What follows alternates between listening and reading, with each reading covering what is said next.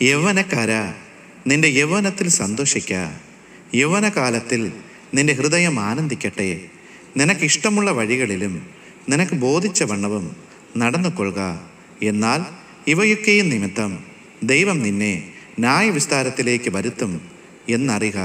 ആകയാൽ നിന്റെ ഹൃദയത്തിൽ നിന്ന് വ്യസനം അകറ്റി നിന്റെ ദേഹത്തിൽ നിന്ന് തിന്മ നീക്കിക്കളക. ബാല്യവും യൗവനവും മായയത്രേ.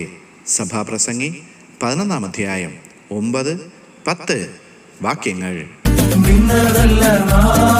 ദൈവം നമ്മെ നിർത്തിയതാ, നേടിയതല്ല ദൈവമെല്ലാം